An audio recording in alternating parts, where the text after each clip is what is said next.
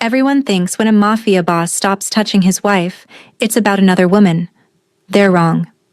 When Dae-jung Kim started treating me like a ghost for 21 days, I thought he wanted me gone. I was catastrophically wrong. Someone put a hit on my life, and my husband spent 3 weeks systematically destroying every threat without telling me a single word. Tonight, I'm wearing the most dangerous dress I own, and in the next 30 minutes, you're going to watch a marriage that was seconds from death come back to life in the most explosive way possible. If you've ever loved someone so much that silence almost killed it, stay with me. This gets intense. And I promise, you'll understand why some marriages are worth burning down walls to save. The penthouse overlooking Elliott Bay was a prison disguised as paradise. Sienna Monroe stood before her floor-length mirror, adjusting the emerald silk dress that clung to every curve like a weapon. The slit reached mid-thigh. The back dipped dangerously low. The neckline promised everything. She wasn't dressing for her college reunion. She was dressing for war. 21 days of silence. 21 days of living with a ghost who shared her 12,000-square-foot penthouse but wouldn't touch her skin. 21 days since she'd overheard Dae-jung Kim on that phone call, his voice cold as winter steel. I don't care what it takes. End it, before she finds out. She'd assumed the worst, assumed she was what needed ending. But here's where it gets crazy. The guest suite door opened, footsteps in the hallway, that particular weight of presence that made air pressure shift. Dae-jung Kim didn't enter spaces. He conquered them. 6'2" of controlled power in a charcoal Tom Ford suit. Black hair styled back, emphasizing sharp cheekbones, a jaw that could cut glass, and those eyes, dark, dangerous. Eyes that used to devour her whole and now barely glanced her direction. You're going out. Not a question. A flat observation. Howard University reunion. You said you'd come 3 months ago. That was 3 months ago. Before the silence, before the distance, before this frozen wasteland. I'm going anyway. She expected him to leave. Instead, he stepped closer. The scent of sandalwood and expensive secrets wrapped around her. Not in that dress. Sienna's hand froze. She turned slowly. Excuse me? You heard me. Change. 21 days of cold shoulders and now he wanted to issue commands? I'm not changing. Sienna. Her name was a warning, the voice he used on men who owed him blood. That dress is inappropriate. For what? Being seen? Being remembered? Being anything other than the ghost you've turned me into? And this is the moment everything explodes. You think I haven't been paying attention? His voice dropped to something dangerous. I know you take your coffee at 6:15 every morning. Black, no sugar, standing by the east. Windows. I know you're on chapter 7 of your manuscript, the scene where your protagonist realizes she's been running from the only person who truly sees her. I know you bite your bottom lip when you're thinking. I know you haven't been sleeping. Your light stays on past 2 a.m., and I know that dress is for someone else's eyes, not mine. The air crackled with 3 weeks of unspoken words and untouched skin. You're right, Sienna said softly, dangerously. It's not for you. Because for 3 weeks, you've made it crystal clear you don't want to look at me. Don't want you? The laugh was harsh, broken. Sienna, not wanting you would be easier than breathing. Not wanting you would save us both. From what? From me. From what I am. The enemies I've made. The blood on my hands that never washes clean. Wait for it. His hand lifted, cupped her face with devastating gentleness. The Takahashi Syndicate is moving on the port routes. The Volkov Brotherhood wants my territory. And the Reyes Cartel? They know about you now, Sienna. They know you're the one thing in this world I can't afford to lose. So they're coming for you. And I thought if I could make you hate me, push you far enough away, maybe you'd leave. Maybe you'd be safe. Sienna's breath caught, That phone call. End it before she finds out. I was ending a contract on your life. Before you found out someone had put one there. The word mine hit her like a physical thing. Possessive. Absolute. Everything she'd been craving for 3 weeks of starvation. You could have told me. And made you a conscious target instead of an ignorant one? He shook his head. I'd rather have you hate me and alive than love me and dead. That's not your choice to make alone. Her hand covered his. I'm your wife, Dae-jung. Not your responsibility to manage, your partner, your equal. And you took that away when you decided silence was protection. I know. Raw. Broken. I know, and I'm sorry. But tonight, his gaze dropped to her dress, something heated and hungry flashing across his face. Tonight you're not going to that reunion looking like every man's fantasy unless I'm standing beside you, making it clear whose fantasy you actually belong to. Possessive much? With you? Obsessively, dangerously, completely. He leaned in, mouth hovering above hers. So yes, Sienna. Wear the dress. Drive every man in that hotel insane. But no, I'll be right there, making sure everyone understands. His lips brushed hers. That you're mine. But nobody tells you what happens when a mafia boss decides to reclaim his wife in public. The Fairmont Olympic Hotel glittered like a jewel box of memories and expensive regrets. Sienna walked through the grand ballroom with Dae-jung's hand possessive on the small of her bare back. A brand of heat that announced ownership to everyone. And everyone glanced. The emerald dress moved like liquid sin. But it was the man, beside her, commanding, dangerous, devastatingly beautiful, who stopped conversations mid-sentence. Sienna Monroe? A woman approached, eyes calculating as they swept over Dae-jung. Oh my God, and this must be the mysterious husband. Kim Dae-jung. His handshake was firm enough to make her eyes widen. I've been looking forward to meeting the people who knew her before she became mine.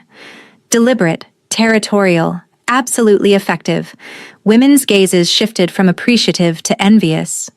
Men's interest cooled under Dae-jung's stare that promised consequences. Here's what nobody tells you about territorial men. We need to catch up. What have you been doing? I got married. Dae-jung's thumb traced circles on her spine. Built a life in Seattle. Started writing. Writing? What kind? Romance. Dae-jung answered before Sienna could. She's brilliant. Her manuscript is going to devastate the industry. Sienna's heart stuttered. He'd read her work? During 3 weeks of silence, he'd been reading her words. And what do you do, Mr. Kim? A man joined, his gaze lingering on Sienna's neckline too long. Dae-jung's hand tightened imperceptibly. Import, export, international logistics, maritime trade routes. Technically true, minus the underground networks and territory wars. The man shifted uncomfortably. Sounds lucrative. It allows me to give my wife everything she deserves. Dae-jung pulled Sienna closer, lips brushing her temple. Including my complete attention and protection. The message was clear. She's taken. She's treasured. And I'm dangerous. But wait. This is where possessive becomes dangerously sexy. You're enjoying this, Sienna murmured as they swayed on the dance floor, no space between their bodies. Watching men realize they never had a chance with you? Absolutely. His mouth grazed her ear. Watching them understand this. His hand slid lower, near the slit revealing her thigh. Is mine to touch, and theirs to only dream about? Even better. You're territorial. With you. Primitively so. He spun her, then pulled her back against his chest. 3 weeks of not touching you nearly killed me, Sienna. Every morning watching you in that silk robe. Every night knowing you were in our bed while I was exiled. Hearing you through the walls. Knowing you were close but completely out of reach. You could have touched me. Any night. And put you in more danger? The Takahashi made their move because they thought I was distracted, vulnerable, His arms tightened. But they underestimated how far I'd go to eliminate threats to what's mine. I've spent 3 weeks systematically destroying every person who thought they could use you against me. Sienna turned in his arms, searching his face. Destroying how? Not with bullets. He read her concern. With information, leverage, economic warfare that makes death look merciful. The Takahashi lost their shipping contracts. The Volkovs lost their banking access. And the Reyes. His jaw hardened. They lost people who thought loyalty was negotiable. And now? Now you have a security team you'll never see, but will always be there. Now every transaction includes your safety as non-negotiable. Now. He cupped her face with both hands. Now I'm done protecting you by pushing you away. I'm keeping you close, keeping you informed, keeping you mine in every way that matters. Good. Sienna rose on her toes. Because I'm done being kept in the dark. Done being protected like I'm fragile. I knew what I was marrying into, Daejung. I chose you knowing the danger. The difference is, I chose to face it with you, not hide from it alone. His kiss was possession and apology and promise. Deep. Consuming. The kind that made the ballroom disappear. When they pulled apart, his forehead rested against hers. Let's go home. The reunion is over for us. His thumb traced her bottom lip. I've spent 3 weeks starving for you, Sienna, and I'm done being patient. And this is where patient men become dangerously impatient. The penthouse had never felt more like home than when Daejung closed the door and immediately pressed her against it, his mouth claiming hers with 3 weeks of pent-up hunger. The emerald dress was expensive, beautiful, and absolutely in the way. Daejung, I've watched you in this dress all night, watched every man want what's mine, watched you move like art and sin and everything I've been dying to touch. His hands found the zipper, drew it down with agonizing slowness, and now I'm going to worship every inch of skin I've been forbidden to taste for 3 weeks. He lifted her, her legs wrapping around his waist as he carried her to their bedroom. Their bedroom. Not the guest suite, not the exile, and laid her on silk sheets that still smelled like both of them from before the silence. I love you. The words fell like a confession. I've loved you since you walked into my life and refused to be intimidated by what I am. And I will spend every day for the rest of my life making sure you never doubt that again. Sienna pulled him down, hands in his hair, heart finally whole. Then show me. Show me what 3 weeks of missing me looks like. Show me how you're going to make sure we never let silence come between us again. And he did. With hands that knew every curve, with lips that traced every forbidden place, with whispered promises in Korean and English that painted their future. Honest, together, unbreakable. But here's what nobody tells you about dangerous men in love. When Seattle dawn broke through their windows hours later, they lay tangled together, her head on his chest, his hand in her hair, breathing finally synchronized after 3 weeks on separate rhythms. The threats, Sienna murmured against his skin. They're really gone? Minimized. Controlled. But never completely gone. Not in my world. His fingers traced patterns on her shoulder. Which is why from now on, you know everything. Security briefings, business meetings, dangerous players, shifting alliances. All of it. Partners. Equals. He tilted her chin up, dark eyes serious. I won't lie and say there's no danger, but I promise we face it together. Every decision that affects you, you're part of making. Your voice matters as much as mine. And if I want to go to another reunion in a dress that makes grown men forget their names? His smile was slow, dangerous, promising.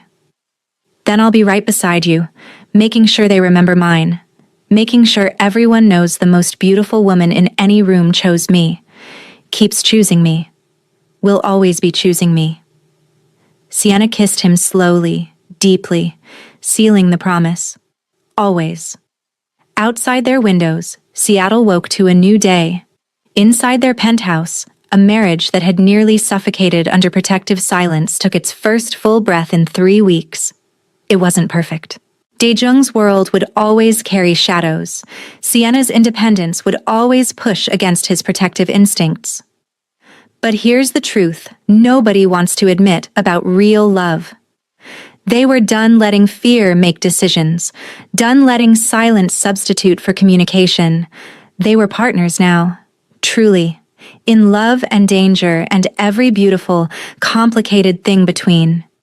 2 weeks later, Sienna sat in the penthouse library, laptop open, working on Chapter 8 while Daejung handled a conference call in his office.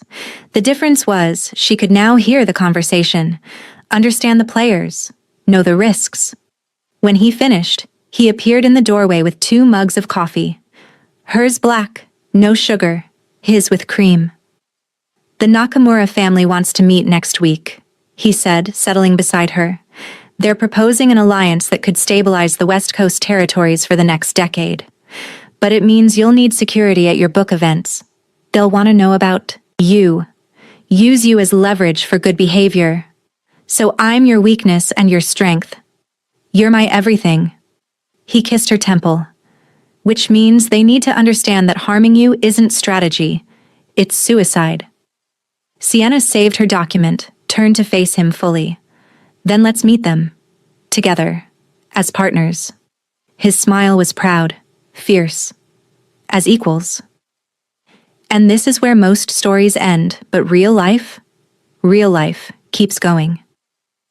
The days that followed weren't perfect. There were arguments about security protocols, disagreements about how much information was too much, moments when Daejung's protective instincts clashed with Sienna's independent streak.